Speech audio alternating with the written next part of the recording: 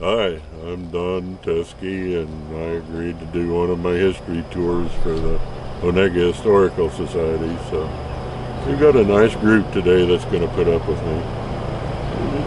Talk to you later. I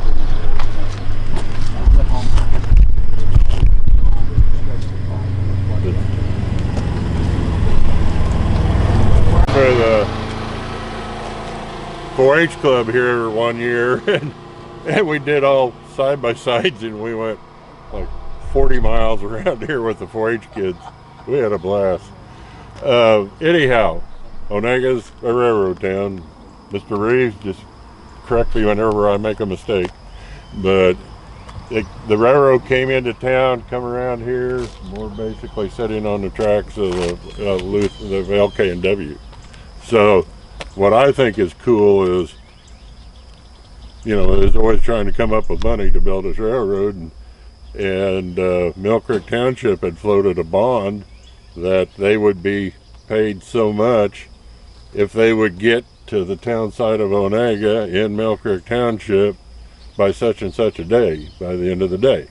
And they just got across French Creek, so they were a mile and a half out of Onaga that final day, and they just laid rails on top of the ground and run a steam engine in to sit right here so they could make their contract, because that ditch coming down, they got as far as that ditch and they made their contract. And so that night a norther blew in, and it got down below zero, and that engine sat here till April before they could get it back out again. So and I can't find any pictures of it. You'd think there would have been pictures in the early Onaga Herald. I think it was 1876, wasn't it, when they built into here? And so this railroad engine sat here for a whole winter. Okay, Indian Graves next. To the east over there on the top of that bluff, you can see some outcroppings a little bit. Those are Indian burial graves. Outcropping. And we rented that pasture when I was a kid and ran cattle in this. But this is the Hindenburg Valley, so Debbie was raised in the house right down below. We'll drive by, and so it's really pretty down here. But Debbie's dad, Milton, had the most amazing arrowhead collection that he had found just farming that valley here. And I found arrowheads down here. And so the State Historical Society excavated a campsite down here on the bottom, and one of the speculations is that it was a harvesting campgrounds for the Indians, because this is kind of the first where bluffs start dropping off, like on the edge of that bluff there. That's just straight down, and they turn the buffalo off. They'd run like into the valley, and then the theory is they'd run them off the bluffs so they'd hurt themselves and they could go down there with a bowling ball and finish them off. I got you. And then process it. Anyhow, one of the stories that the first settler that settled in that valley was in 1856, and the story is that there wasn't any Indian problems at that time anymore, but that when parties of Indians would be traveling through, they'd always camp in their historical sites. And so one evening a party of Indians came in and set up camp, and an elderly woman had died that day traveling, and that night 2 Indians came and stood on the porch and wouldn't let them come out of the house, but they could watch out the window, and they said there was a whole line of torches going up to the top of the hill. And then the next morning the Indians had moved on, and they walked up to the hill, and there was a new burial grave there. So right over here, it was a old hermit that lived there named Con Winkler, and I can just barely remember him, but he long gray beard, and he put cockleburrs in it to screw with the kids' minds, and he drove an old Willie's Jeep, and he looked after that hill. And so if there were pot hunters up there, he'd go up and run them off. And one day he goes up there and runs them off, and they had excavated a whole skeleton. So he loaded it in the back of his Jeep and took it to Wheaton and was showing it to everybody at the hardware store. And before he went back and reburied it. And so that was gone. Yeah. Who has it now? Who has this property?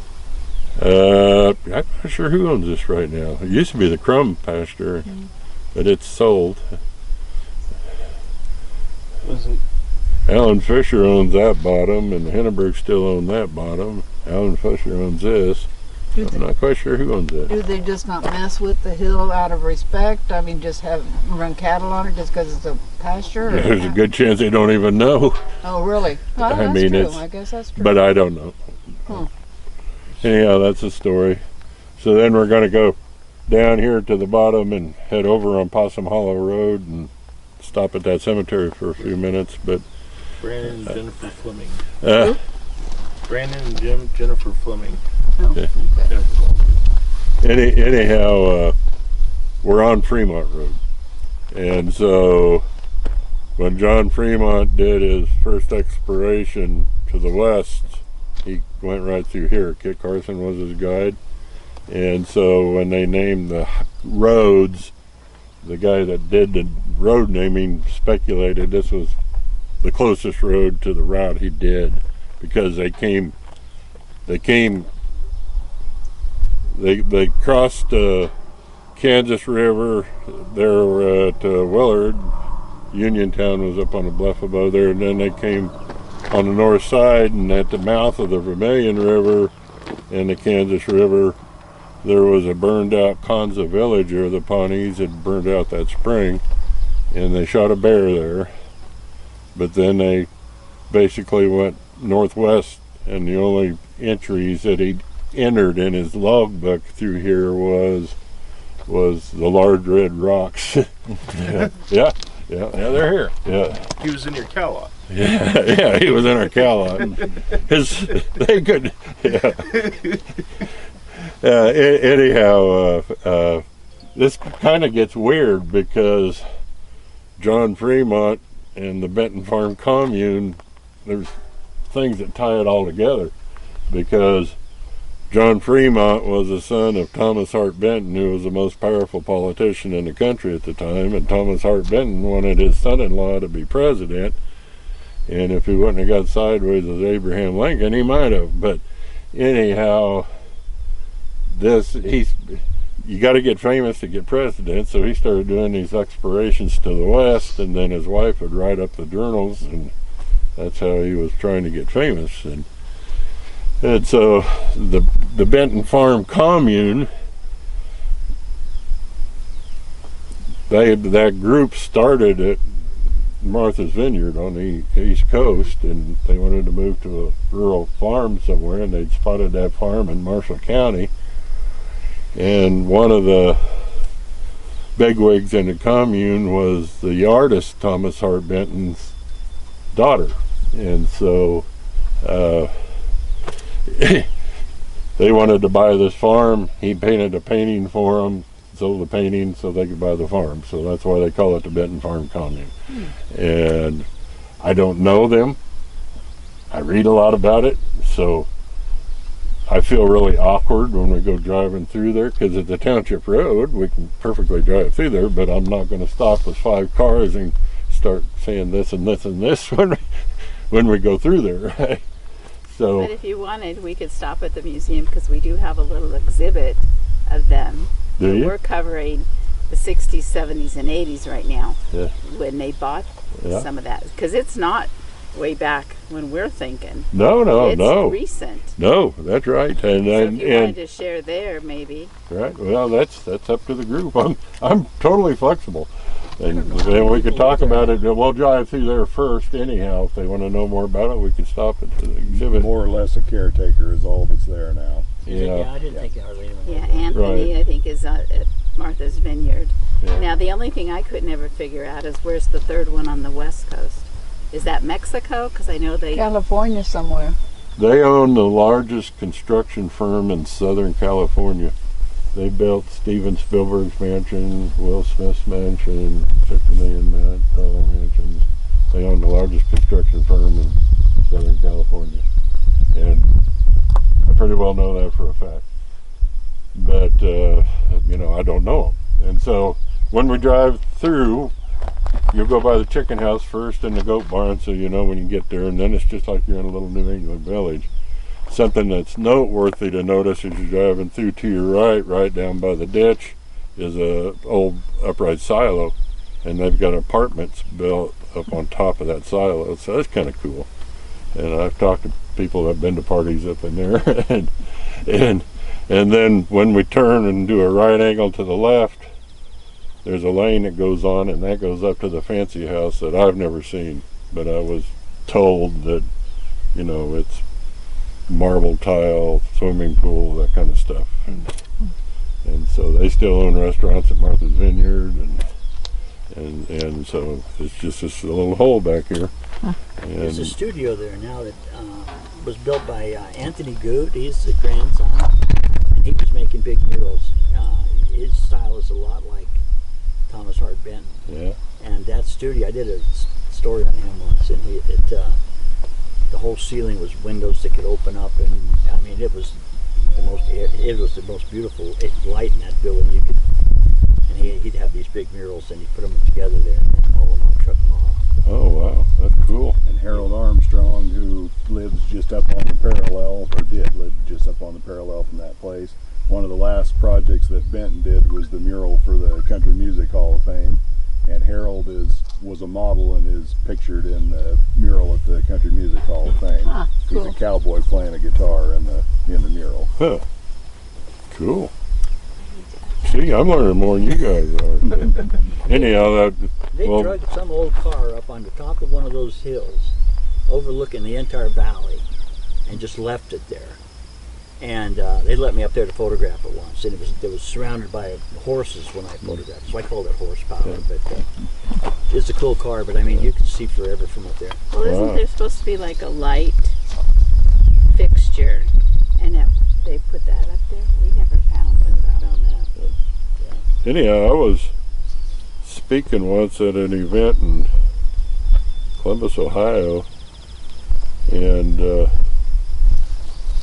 was showing slides, and one of the gals that was at the thing, she goes, "Well, that looks just like where I used to live in Kansas." And she goes, I said, "So where did you used to live in Kansas?" And she said, "Just south of Frankfort." And I said, "This is that area."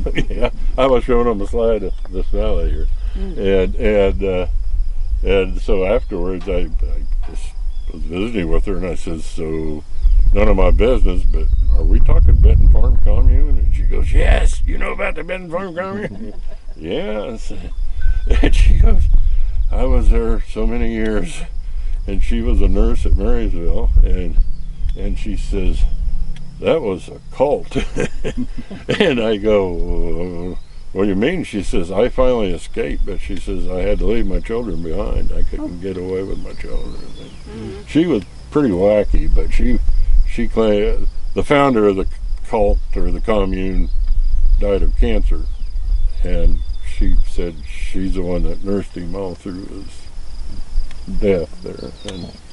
But it was in Ohio. We were talking about the Benton Farm Commune. So. Okay, I don't mean to ramble so much. Sorry. Years ago, You gotta wait for the end of that. a couple of winters ago, Will Henneberg was. This is really steep going down, really pretty, and he was inching his way down there feeding cattle between the two farms, and there was all ice everywhere, and all at once his tractor goes shooting by him without anybody in it, and he looks back and there's a guy laying in the road that bailed out, and that was a tractor he had just bought on a sale somewhere, and he was roading it home, and he picked this road to go. And that tractor sat down there for about a half a year before they got it out of there. That was a front wheel assist, Case IH. Wow. Back in the 1980s, Pottawatomie County, in their infinite wisdom, our county's responsible for any cemeteries that aren't maintained. And there was a small congregational cemetery north and west of Wheaton, just a couple of miles from where I live. And they decided to relocate those graves to this congregational cemetery. And so I was over there as much as I could get over there between milking cows and watching, and it was, fascinating to me. But I had already known about the tall dark stone there, William R. Benton, but his history, I already knew about it over there, and it was a very peaceful location, comfortable, and he served all 5 years of the Civil War, was wounded twice, came to Wheaton, settled, was a school teacher at Wheaton, served in the state legislature a couple of different terms, represented the area down in Topeka, and so I knew about him over there. And so when they excavated his grave, he had a Civil War medal on his chest that would have been on the coffin. And here 20 years ago, one of my stories I wrote about the relocation and William Benton, and how embarrassing it was because the stones were all just laying here haphazardly in horrible shape. And Deanna said at the time, we're going to do something about that. This Deanna, that's why I said I ought to be filming her here. And she never gave up on it, and 20 years later, her and what's his name? Kurt Schmidt. Kurt Schmidt, they realigned all these, they reset them, and they just did a beautiful job and did it all on their own. And Deanna kept texting me saying, we're going to work this afternoon. I've got to do this or that. So they did all the work, and I'm taking all the credit. But I'm just so impressed with how they gave dignity back to those graves. And it was fascinating to watch them excavate the graves. And this W.S. King that poured cement with the initials scribbled in there, they got to digging on his grave, and up until that point they thought the same guy must have dug all the graves because they were all exactly the same depth. He must have had a mark on his shovel. And as soon as you'd break the sod, you could see the outline of the casket on these things. And so they broke the sod, there's the casket outline, and they go down to that depth, and nobody there. And they go, but we could still see the outline of the casket down there, so they kept digging and kept digging, and 9 feet down on a ledge of rock, they found him. And the top of the casket had caved in, but I mean the bones were there and pretty much intact, and anyhow they sent samples. They had bones in, and I get a call a couple months later wanting to know if I'm doing okay, and I said, yeah, I'm doing fine. And he says, well, we're calling everybody that was at that excavation because it turned out he had a real contagious type of rheumatism or something that could have stayed in the ground for 100 years, but they said he would have been in constant pain and bent over, and he would have been a mean old guy. When they buried him, they really buried him.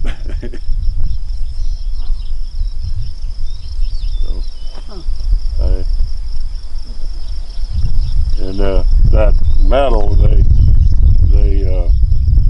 taken it back to the county and did some research on it, and then they came back out. They had wooden plywood boxes built for each grave's bones, and had a hole in the top that they said they were going to come back out and put that metal back in with him. If that ever happened, I don't know if it did or didn't. But so you think that he'd have like a BAR marker on his front too? Well, he needs one. Ooh. Benton. The dark Benton guy? it was so gobbled up. I'm surprised he So we got a couple of them here, but is this where they belong, Deanna? I don't know. 'Cause And I always wondered why that W.S. King had one. yeah, I'll bet that should be here, but who knows? It could be. We can get him another one. Yeah, I know one. You know, I came out here one year, and you know those two meadows or three weren't really with any stones, and so I stuck the Civil War one with Benton because I knew Benton, but I don't know any more than that. I'm sorry? Is there a DAR group in this county? Do they get out the marker? Usually it's here. I would say that I know our veterans. I mean, I share the Onaga veteran, and we can get one from them. Yeah. So does anybody even have any interest in stopping a Blaine? I mean, just about everybody here probably knows where the depot used to sit, and that's all I would do is stop and say, this is where the train went through and where the depot sat. We could just keep on going if you want. I don't know where it went through. Where? Okay. Yeah, I don't know. I don't know where the depot was. So. Okay, we'll stop quick. It wouldn't be a few minutes. So I'm going to pee behind a tree while I'm here. Do what you gotta do. Charger store, 1896. Still owned by wanting to folks. And you know, they sold tractors, they sold cars, they serviced the undertakers, up there, blah blah blah.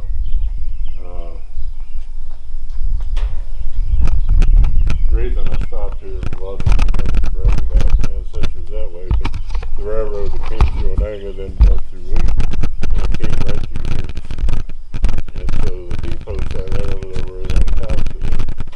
And so this was, Dan always told that he would drive, when he was young, he drove a horse and buggy with his cousin Iverna to school here. And he said it was always a challenge for him because the horse was so scared of the locomotive that if it was coming through when they were going or coming from school, he had problems with the horse.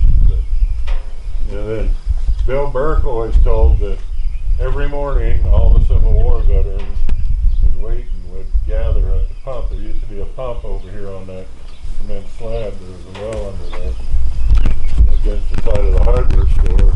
And every morning all those veterans would meet there and drink a quart of water. It didn't matter if you fought for the South or the North, that something, they drank a quart of water every morning. I have a lot of Civil War veterans here in Wheaton then.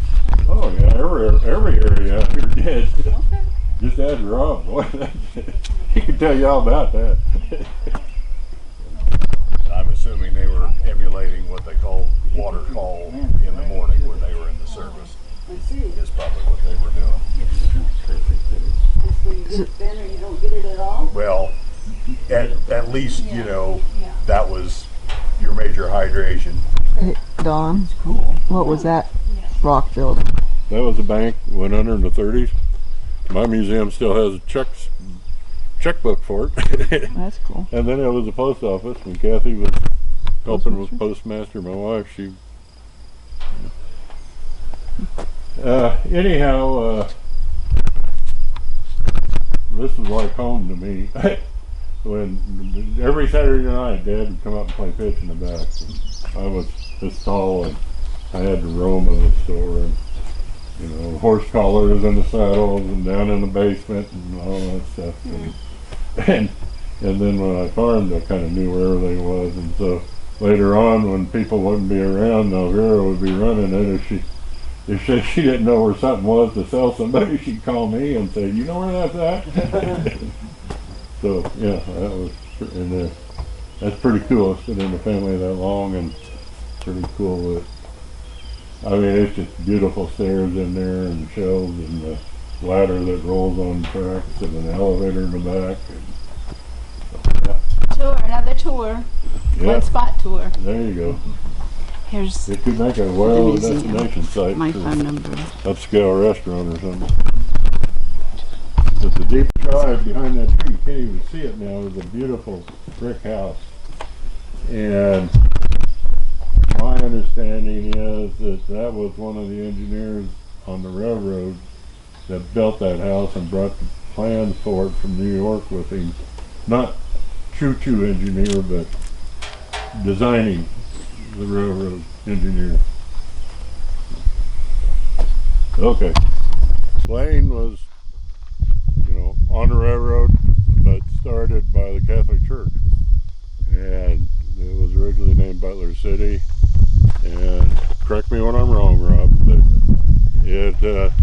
anyhow, there was a farmer, rancher over north of Wheaton, Colonel Robbins, that his dad was a Civil War veteran, as was Colonel Robbins, and they caught wind that Blaine was getting started here by the Catholic Church, so they came over and built a shack and opened a bar here, waiting on them to come.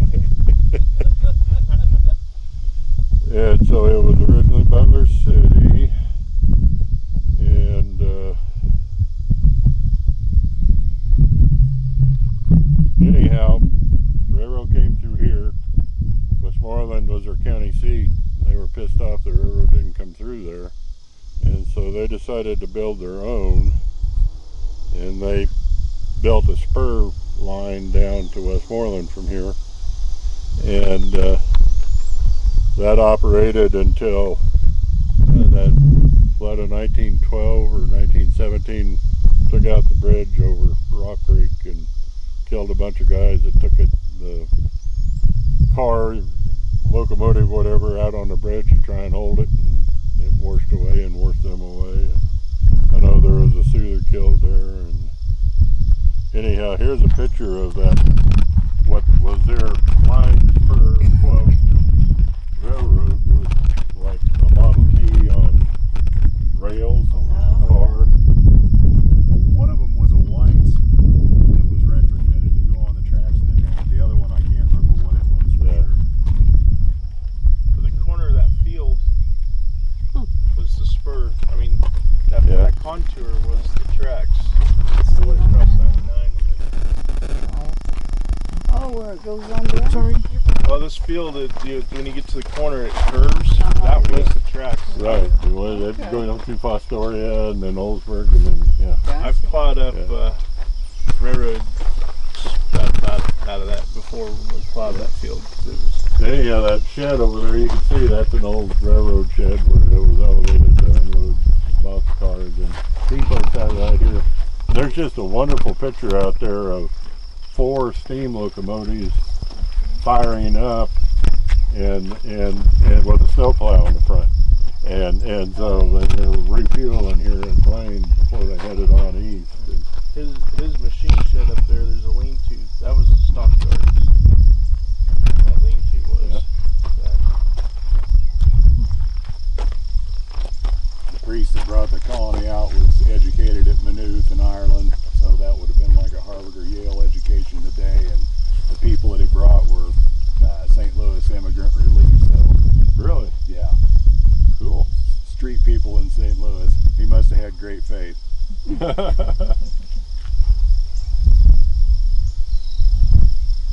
Just taking a quick glance here to see if I had a picture of them steam locomotives.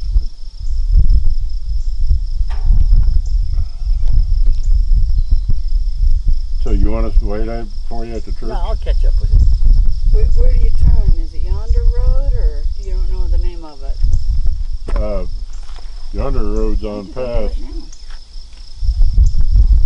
I'm sorry? I gotta drive over there. Okay. What is the name of that road where you go winding back in behind Blaine back in there? Well, if you take Bobcat, you go past Austin Klein's and go up that dirt road. Yeah, to go to Austin Klein's, that's the road a guy would take, but we don't go past Austin Klein's. We go. Okay, well you another turn off go. 99 on Bobcat to go to Austin Klein's. Okay, all right. But you don't go past Austin Klein's, so you don't take the first street. You go a couple of zigzags. Is it north of Austin's, or is it south? The road you need to take is south of Austin's, Okay. but the Benton Farm Commune is northwest of Austin. But if you go by Austin's, you come out at at the cemetery. The Antioch. yeah, but I'm trying to think of the town site. Barrett's Mills. Bigelow. Oh yeah. Yeah. Bigelow. So if you go by Austin's, you come out in the Bigelow site, which is the next road is what we want to wind over on. Well, it's a few miles down this way, though, right? Yeah, I guess. I'll catch up with you. It's not going to be a big deal. I might have to spend more than 2 minutes. Hey. Let's go. They were telling you a whole lot more than I know about it. This is known as the bicycle bridge because there's been a bicycle up on that old ruins of a pillar over there forever. There one down by Manhattan that had a bike on it too. Yeah. I don't know. Yeah, I don't know if there's I came out here one morning, it was real foggy, and there was a big storm coming up, and I was trying to get down here and get a picture of this with the fog.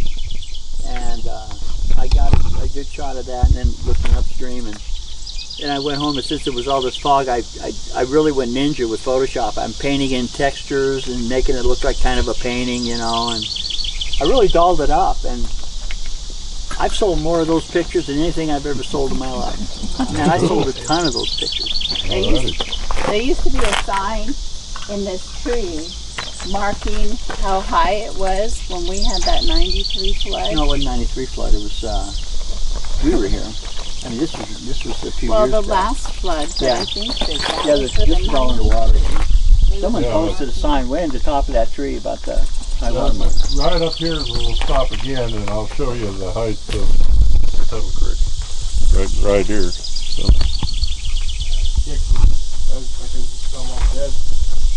Highway 9's elevation and the gate to Tuttle Creek are virtually the same. Really? Yeah.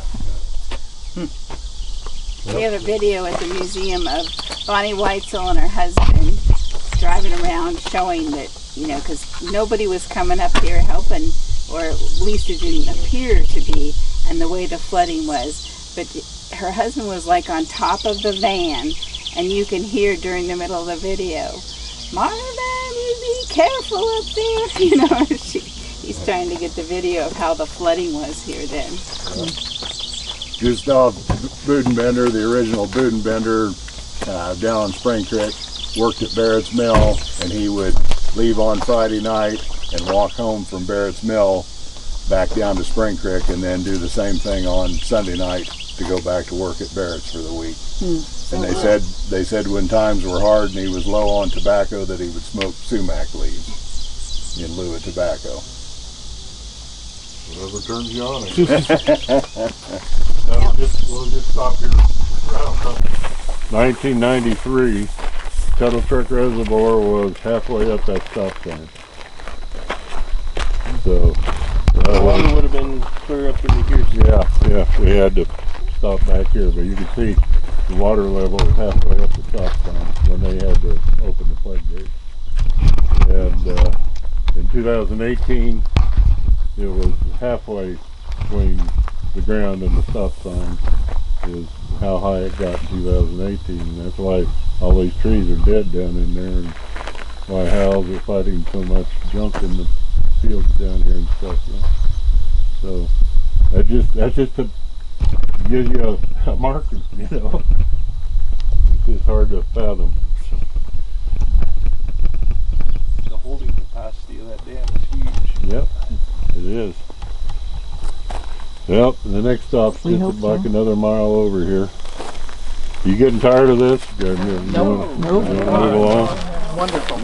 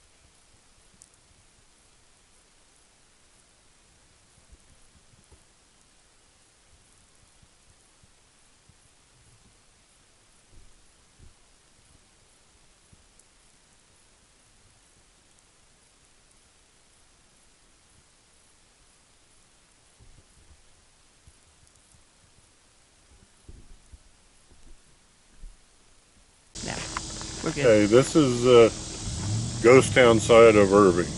It was a thriving community in 1960, same size as Onaga. That's what fascinates me.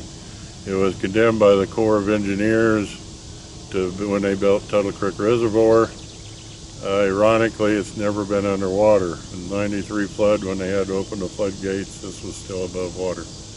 But it was a town equivalent to the size of Onaga. I stopped here because you can see two cross streets, and like right there is a sidewalk going across.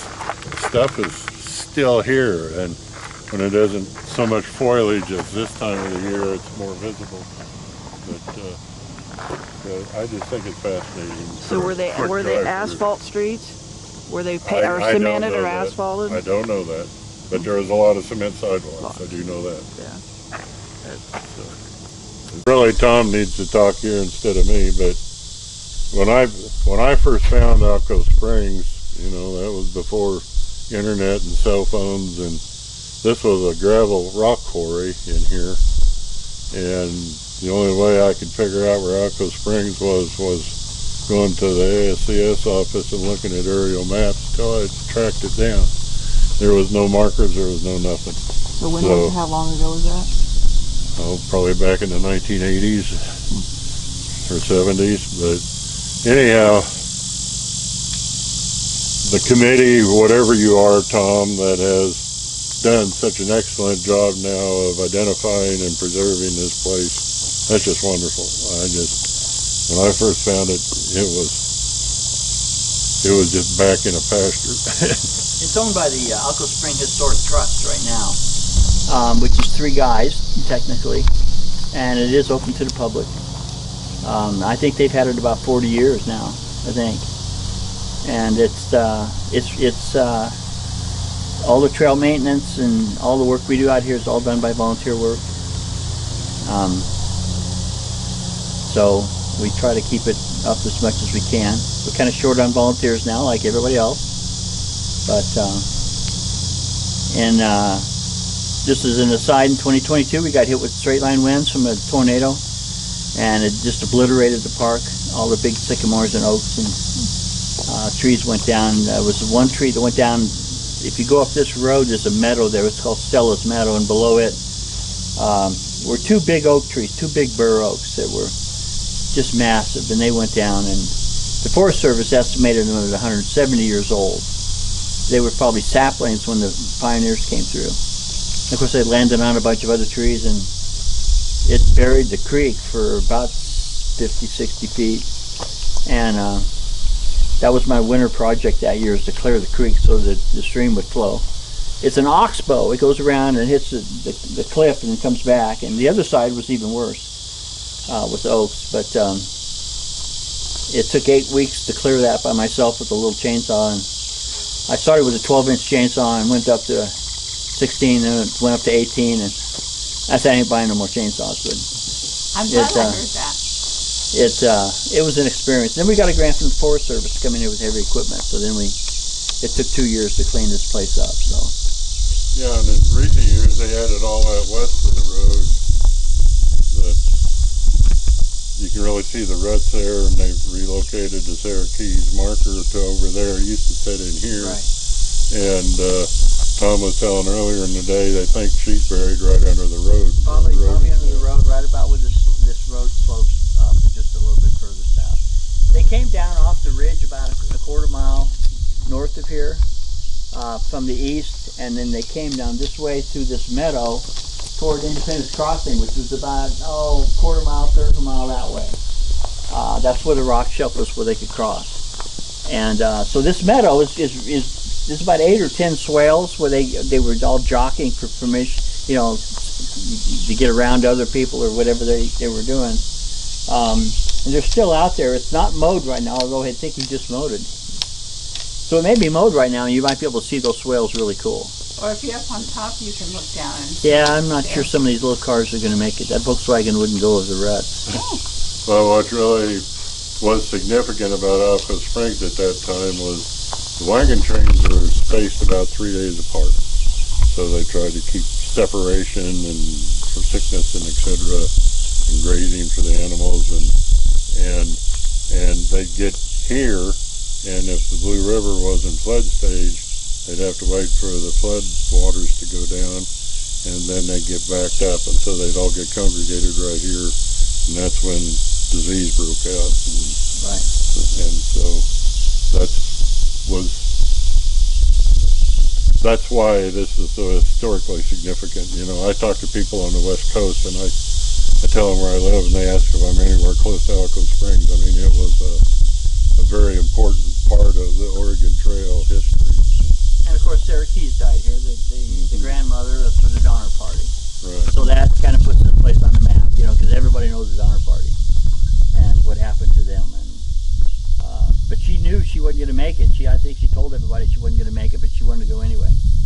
But it saved her from turning into cold cuts, you know, in the Sierra. So that wasn't too bad. Yeah. So is she buried around here? Yeah, she's probably buried somewhere along where the road is. Oh, that's what we're Yeah. talking about.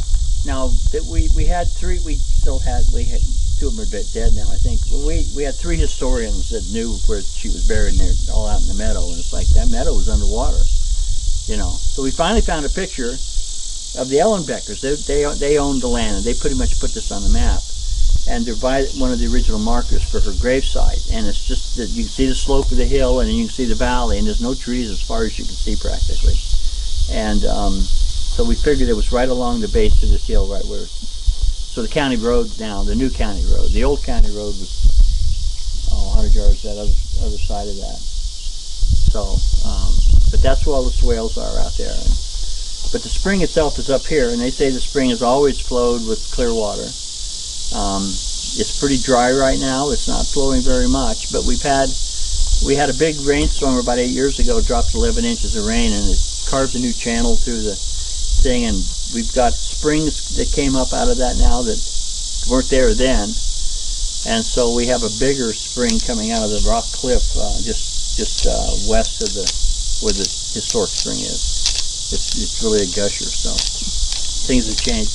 One of the trustees, the main trustee here, his name's Dwayne Isles, and if you call this Elko Springs plural, steam comes out of his ears, his eyes rotate in his head. You know, he about loses him. But I always tell him, you know, we got about 8 springs out here now ever since that flood, so we could literally call it Elko Springs now. But it's like pulling a pin on a hand grenade. But it's kind of fun to do that. It's steps down here and then an easy walk the rest of the way. They've done a really good job of bridges over the draws. Yeah, we got. You'll see a brand new half of one over there where they burned up part of one. Our controlled burn that wasn't. Yes. But the neat thing about that is I had spent 8 months out here cutting up trees, fallen trees, into about 4-foot sections and piling them up. I mean, I had piles and piles and piles through here. And under the grant from the Forest Service, we had to remove those. We couldn't just leave them to rot. They had to go. And after that controlled burn got out of control, I came up here and I'm walking through here, and most of my piles they're gone. They're just ash, and I'm like, whoa, this is cool, you know. And one of the bridges was burned up, and it's like, we can rebuild the bridge, but gee, this, you know, I'll trade a bridge for that, yeah, any day of the week. So you know, the creation, you might say, or the figuring out of the Oregon Trail was Jedediah Smith in 1825, and he was a fur trapper. God, what was the name of his boss? You remember? I'll come up with it in a little bit. But anyhow, prior to that, the mountain men would leave St. Louis and go up to the mountains and trap all winter, and then in the summer they'd come back down the Platte River and then down and sell their pelts and restock to go back. But all these mountain men weren't very popular in St. Louis, and it wasn't very efficient. And so when Jedediah Smith explored through here for beaver in 25, he decided that they could get wagons to the Continental Divide. And so then after that, his boss would bring supplies for a year for the trappers up to the Continental Divide, and then he'd haul back the pelts. And this was the creation of what originally now is the Oregon Trail. But you know, you history, Mountain Men, the Green Mountain Rendezvous. That's what this was. That's where all the trappers came in. The Indians, they all had big parties and competition, and then Ashley, William Ashley. Thank you. Well, why didn't you say that when I was asking earlier? You're going to see if I remembered or not, how senile I was. Anyhow, he figured out that then he would bring the supplies and take the pelts back. And so the whole historic glory of that is the Green Mountain Rendezvous where they'd meet every year. Jedediah Smith was a very devout man, and one of the monikers that they hung on him was Praying Diah Smith. Yep. Well, and he survived 3 massacres. And so okay. He's like my favorite topic. I'm sorry. But so first time he goes to the Rocky Mountains, his dad went broke with a sawmill farming, and he goes to town to get a job and then signs on to be a trapper in the Rocky Mountains. They get up by Mandan, Nebraska, or North Dakota, and they stop there, and all the trappers wanted to go into the village, the Indian village, the Mandan village, because they were known to share their wives. And so everybody but Jedediah Smith was in the village. Jedediah stayed on the keel boat. And at a signal in the middle of the night, they wiped them all out. Him and one other guy made it back, and they come back down south, toward like where South Dakota is now, and meet up with another one of Ashley's parties coming up to trap. And so then they go straight west, and they go through Badlands, and they're into Wyoming there. He was leading the party and walking their horse through heavy saplings when a grizzly bear rears up. Never seen a bear before, and attacks him, and it locked onto his head and ripped his scalp off, and then it also clamped down on his chest and broke his bowie knife in 2 with its teeth. And so he's laying there bleeding, and the men don't know what to do, and he tells one of the men to go get his sewing kit out of his saddlebag and sew his ear back on and his scalp back on. And they did, and 2 weeks later he's leading the party again. And so after that, the drawings of him have his long hair where it was covering this ear that didn't match the other one. But he was wiped out in southwest Kansas. Long story, you don't want to hear that all right now. I will say we have 8 miles of trails here now. So it's everything through the deep woods to the upland meadows and along the creeks and stuff. So we have a lot of There's a people map come out over here. there too, Yeah. if you want it, for future reference to come and hike for the day or whatever. You want to try it? You walk there, If you want to say something, we're on. If you want to. Well, yeah, just to let people know, there are engravings all along this rock shelf here. The Alco Spring is actually visible now in the light, more or less. That was carved by, I think, John Reed, and so that's what you named it, Alco Spring. It's on that rock shelf over there, and usually the light's just right so you can't hardly see it. And there's a bunch more inscriptions down on those rocks. This used to be shaded. This is a big one to me. Yeah. The bee death. They were probably somebody lost a loved one there. And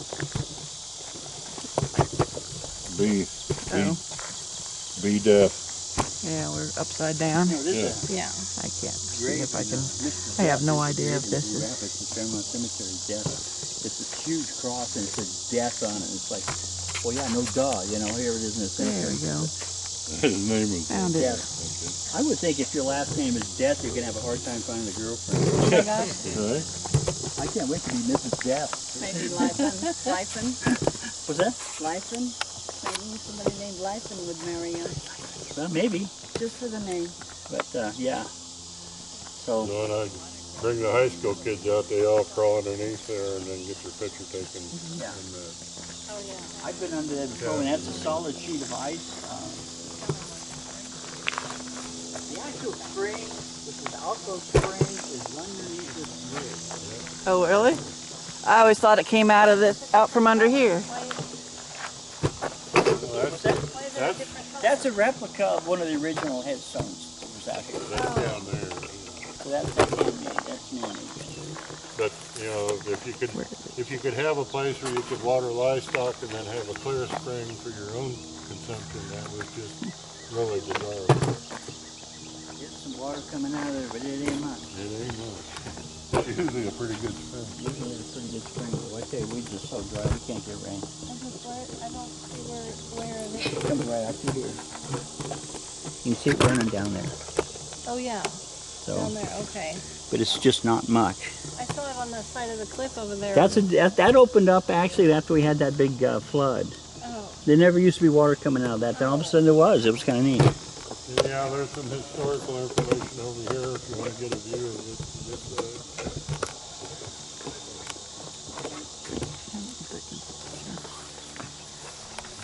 There's carving all over it. How much of that's modern graffiti, I don't know. Put up the head. I moved just the cones down. I heard he was in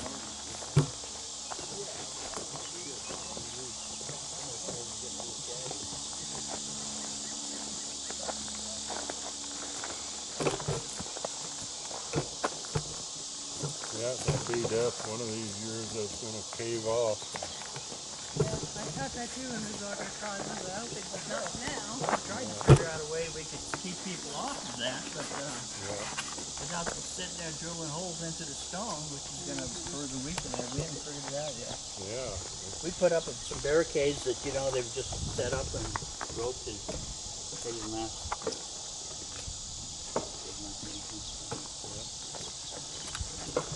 We built this trail over here basically because we try to keep people away from the other stuff doing good.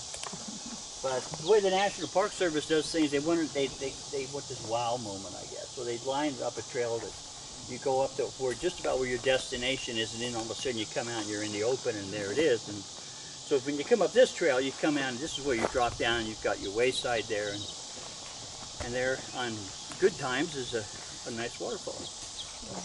But there's a pond upstream about a quarter mile, third of a mile that's got to fill up about halfway before any water comes down the channel. So that doesn't happen too often.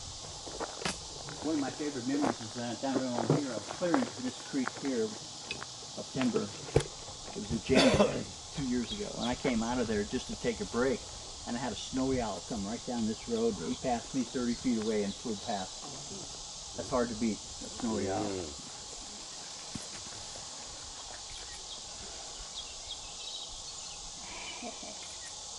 They did bird calls out here, didn't they, a while back? Yeah, we had the Audubon Society leading bird walks, and we went out in the night too, looking for owls. Oh yeah, find any? We got barred owl like crazy because they're crazy out here. Caterwauling, they were jumping over trying to mob us. We got a great horned owl. No screech owls. I've never heard a screech owl out here. But we got we had common nighthawks. We had poor wills, we had chuck-wills widows, and we had whippoorwills. So we had every goat-sucking species there is out here all in one night, which was cool. Because poor wills can be kind of hard to find. They're called nightjars. They look like, you know what a nighthawk looks like? Kind of flies around with little sharp wings, bounces around like Yeah, cool. when they're mating, they boom. They go way up in the sky, and they'll just drop. And they make a sound? When they open their wings, it's like a sonic boom.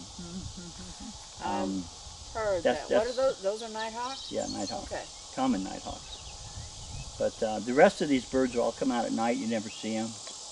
You know, if you get a spotlight and hit the trees, sometimes you'll see their eyeballs. That's about it. But you just the only way you can identify them is by the sound. Song. Yeah. And sometimes it can be annoying. Oh, yeah. A friend of ours, we were camping down by Pansy Creek, and there was a Chuck Will's widow right outside of his camper. And he's like, oh, I just love hearing those things. Like, you just listen to him all the time. He did, all night, right outside his window. Chuck Will's widow, Chuck Will's widow, Chuck Will's widow. Just never shut up. He gets up the next morning, he's looking all bedraggled, you know. He said, if I'd have had a shotgun, I'd have shot the son of a bitch. So where do they do the concerts out here when you have the concerts? It's, if you drive in the main gate, you go up to, there's a big meadow up there, and there's a 90-foot bluff on the back side of it. And you're ringed with hills, so it's like a natural amphitheater. So it's up that way. Yeah, so then they put the big concert tent up there right next to the bluff, so it faces out. When I was photographing, well, we had the effing Beach Boys. You've never met a more psychotic group of people than them. Kansas, the rock group, and then the Topeka Symphony were out here. I could get on a North Ridge, and I could hear just as good as almost in front of the stage. I could hear better up there, because in front of the stage, you got those speakers that are this big, and your molecules are shifting in your body, you know, it's like... And all the happy smoke is floating down to the stage. They were kind of looking for that during the Beach Boys. Yeah, there was... Is there lots of parking up there for them? We park them up on the North Meadow, up high. Okay.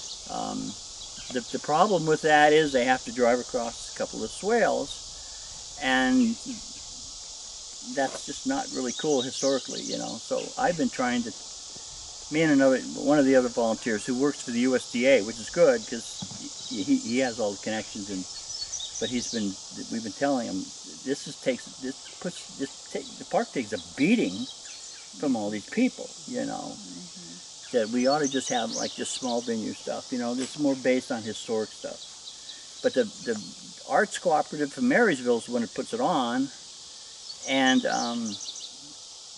they're just there for the music, you know, and we're here for the historic preservation. So I think I've pretty much got them convinced that we don't need these people, you know, because it takes too much of a toll. Especially the last time with the Beach Boys, under the contracts, because these contracts are incredible.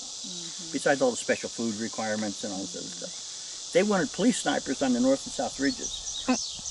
Police snipers. So the first thing I did when I got here, there were 8 police jurisdictions here. I went to the North Ridge when I knew one of the cops, and I said, I don't know who's doing the North Ridge, but I'm going to be right in front of that stage photographing. And I carry 2 cameras. And I said, when I pull that thing up, it looks like I'm pulling a handgun. Would you tell the other sniper, don't shoot the guy with the white hat, okay, please? Just, I don't want to get shot. But I mean, the cops were livid about the snipers. I was like a little concerned about myself, you know. But, like, please don't shoot me. So how often do they come out and check you that you're doing a correct job out here at the park? Nobody checks us. Nobody checks No, you? we're privately owned. We are under the National Park Service, gives us guidance. They provide these waysides. These are fairly new. We put them in, I think, last year. They give us direction. When we were looking for some kind of grant to come in and clean up the mess, they found this grant for us and kind of gave us an idea how to apply for it. So we have this, a little bit of oversight, I guess, from the National Park Service, but we don't have any of the rules and regulations. Okay, so. I hear you talk about the swale. I don't understand what you're saying. Okay, you had all these wagons coming down the same direction, and after a while they just start compressing the ground, and just the ground turns into like ravines or gullies from all those wagons. Like so crossing that wagon, you see these ruts all over the place. Yeah, they call them swales. Ruts is a better term, actually. Okay. But if you go to Guernsey, Wyoming, where there's a limestone shelf they came through. The wheels in the bottom of the wagon is actually carved a 4-foot deep channel through that stone. I don't know. You think that'd tear a wagon apart, you know, but it did it. So, so that really tells you what enough wagons can do to one spot. But, so when you go up the ravine to the top, the swales kind of spread out, and they all kind of go into one swale that goes over towards 77. But down here, where it opened up toward the river crossing, a lot of people stopped to retrofit or repair things or, you know, whatever. And so there was a lot of people going around. It's like a big intersection, you know, traffic intersection. interstate or something, Yeah. with one place to cross, and they had to wait till the water dropped enough to do that. So are campers, like with tents and stuff, allowed to come into the park and do that? No, we leave it. If we let the Boy Scouts come in and camp sometimes, and we've camped out here. You know, I mean, if Because you know people. we get bicycle groups that are coming through. You know, they're coming through. We'll let them camp out here and stuff. So there is some of that, yeah. Okay. But it's usually we don't because it closes it technically at dark. I have encountered people out here camping illegally. Most of them are fairly polite when we tell them they gotta leave. So, but that's always iffy. I don't like that. So where is the actual crossing? The Independence Crossing. There's a parking lot. If you go down this little access road here to the gate, south gate, there's a little parking lot there, and there's another one of these waysides up about 100 feet. It was, if you see this you can see this transmission line. There's one that's close, right about this angle from us now, and it's in a set of trees, and it would have been right about there because the river's changed course since then. Oh. So, but it's about right where the rock shelf would have been. So it was a ways away from where they came down off the ridge, because they had to come down here, then they had to turn around and go right back up toward the north, and they angled up toward there's a trail crossing at 2 miles north of Highway 36, 8 miles west of Marysville. There's a crossing there, and you can see you can just get a feel for them looking northwest and thinking how far it's going to be. So, kind of neat. But Has anybody taken the trail, followed the trail to California? or anyone gone all the way on the Oregon Trail? I haven't. I've explored parts of it from the west end when I was out there on jobs, but I've never. We've been to Oregon, the border, and there's a big Great museum there. museum Yeah, there. I've been to that one. Yeah, that's pretty neat. But we haven't gone further than that. And the scale of the slopes there and stuff, and they got a covered wagon down in the bottom, and it just looks like it's a miniature down there. Yeah. Where's the one place we go where sometimes it's open and it's where those bobcats were that one time, so we couldn't Mountain go? lions. Mountain lions. I could have told you any other time. It's in Wyoming. Well, it's not in Wyoming. It's in Ogallala, Nebraska, up there. What's that mountain they had? Windlass Hill. They had to go down Windlass Hill. They had to winch all the wagons together to get down to the bottom. I would have said. And then just beyond that, there's a spring, a big spring, and they would camp there. I can't remember the name of the place. There's a cave there that I guess it used to. I don't know what the Indians used it, the cave, right? We were going to go down there one year, and they said they had the trail closed because they'd had mountain lions or cubs out down that way. They were advising people not to get eaten, which is probably a good idea. There you go. But I Now, can't the say. one that impressed me the most was they come up with a new, easier way to get to something. The Blessed Crossing. The Blessed Crossing. But I picture, the two wagons that are beside me. If I were to do the Oregon Trail, I would have known their kids, and my ear would have been out if they were misbehaving or whatever. And I'm sure that it would have been vice versa. But when you get out there, I can't even imagine what their world would have been like. But that would have been the lady you would have borrowed. You got any more sourdough or something I can borrow from you? And you don't have that. You don't. The mountain. The hills are right there, and they're roping them down to cross them over this deal. So when they found, hey, the guys decided we got 50 miles less to go if we go this way. 100 miles. Huh? Sublette was 100 miles. Okay, 100 miles. These guys are all going to decide, well, yeah, I'm taking that trail. Mm-hmm. Well, if they don't have enough water and they don't find that right place. So when you drive down where they're going, the feeling is just, sadness. You're losing your other support team. It still feels there's no sadness her husband, he's going that way. He don't care. It's 100 miles less. We're going to save. But if you don't have enough water. A lot of families split up at Sublette Crossing. It was a 100-mile shortcut, but there was no water. And you can. And they said if you sat out and you ran out of water, you were going to die. Period. There's no way around it. You're dead. And so a lot of families split up. You know, some of them said, I'm going, and some of them said, I'm not taking a chance. But even today, there's this aura of sorrow there. But we found it. It's marked, but getting there, it's just 2 tracks across the sagebrush. So you're driving down these 2 tracks, and all it is sagebrush as far as you can see, and the Wind River Mountains. They were covered with snow when we were there, and we went mile after mile down that thing till we came to the sign. But it's you know, you're seeing it exactly like they saw it, because back then it was the same thing: sagebrush and mountains. That was it. No trees, no houses, no power lines, no nothing. Who did that painting that we saw at that Mormon museum? That's right there. The other side of the Independence Road. There's no way that painting is this place, but. Oh, you talking about Scotts Bluff?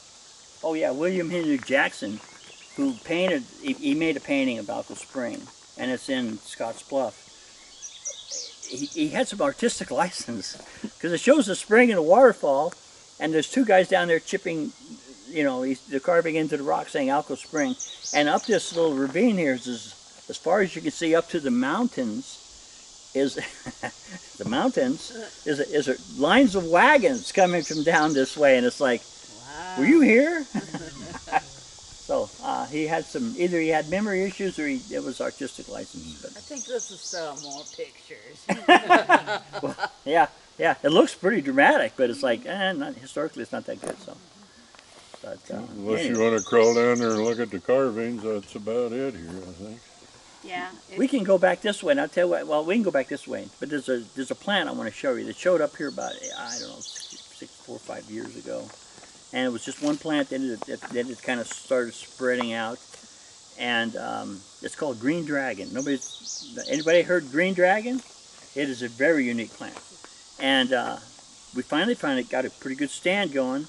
Then it got hit with the fire, then it got hit with flood, and then it got hit. I roped it all off, the remaining with red tape, and I told one of the trustees, I call him Chemical Donn, I said, Donn, do not spray that, okay? So he went out there, and he thought he was supposed to spray inside instead of outside, so he sprayed it.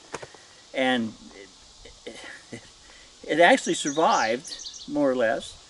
And when we were clearing a ridge line down here, last spring, I found a little stand of it up there too. So it's spreading, and I'm glad it survived. But it's a cool plant. It comes up and it looks like just like any other. It's grown with pokeweed, but it looks to me like a plant with a bad hair day. But the main flowery part comes off. There's a stem that comes off at the bottom by the base, and it curls up and comes right up along the edge of it, and then it comes up into this.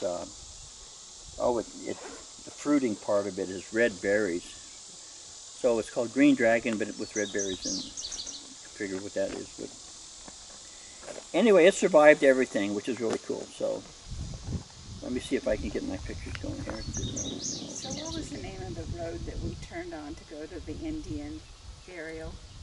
Fremont. Supposedly, Possum Hollow. Possum Hollow, yeah. Supposedly he was here. And Yep. there's a couple of sites where somebody has carved those initials. He was here more than once, in multiple expeditions. He was trying to find that central passage. This is Green Dragon. To the west. Oh my gosh. When it bloomed. But that was the only time got he went up through our It's got area. this, Why would you not call and it I don't know, red it's a dragon? native plant. We would call Just it nobody red, took it. red dragon. Well, I've seen one like that. It's not Well, red. When I was a kid. Oh, okay. Yeah. Green Dragon. Yeah. It's really cool. Green Dragon. It used to be on our farm. That's Green Dragon. Go ahead. Green Dragon. I'm not sure exactly where it's at right now, but it was. You were talking about somebody coming, you mean Fremont came here? Yeah. His initials are up on the other side. So We checked that. remember It's we right talked by about the the trail down there. Volkswagen not being able to take them. Oh. Because up on top, you can see where those swales are coming through. You can. And it's neat because you can look down into the meadow and see more of them, especially when the light's low. You can just see. Before we go, Donn, we can drive over there if you want and look at the swales. Okay. Whatever. Yeah. That's fine with me. Yeah, I'd like that. I think. Who's driving the Volkswagen? Camera lady. I think you'll make it. It's not rough. It's just we go up in a little slope. That's fine. Oh yeah, It's it's when they as long as I don't bottom out, we'll be good. But you'll be able to see the swales right there, and you'll see. Yeah, we got some deep ones there. Some of it's erosion, but it's still from the swale. So you want to go this way? You'll see a different way. It's up to Take you Larry. right back to the bridge is burned up. Okay. You want to, Larry? Old man like me sits too long, and then you start seeing that, you want to get up and I move. was going to ask if that was for you. I don't remember seeing them much anyplace else, but they were definitely on our farm. You want to stay? And where was that? Be south and east, and this little bit east of West. Okay, so this is green dragon. Flowering part comes out from the bottom on a separate stem and just kind of curls up along the base, like if you can see this over here, it comes up on a different Just a minute. stem. It's hard to see on the viewfinder, but I think. I'd kind of forgotten about it. So this one. There's that one, yeah. So There's our fruit somewhere. Okay, good enough. All these major crossings crossed here in Marysville because that was the farther south area where you could cross the Blue River further reliably. And so it's a rope there. So they had a rope across the river, Yeah. and they just like on pulleys on either side. I'm assuming. I think you kind of pulled yourself across there. Well, with that spinning wheel thing. Oh, I see. But I think they do a pretty good job of explaining that over there. You want to catch a shot of that.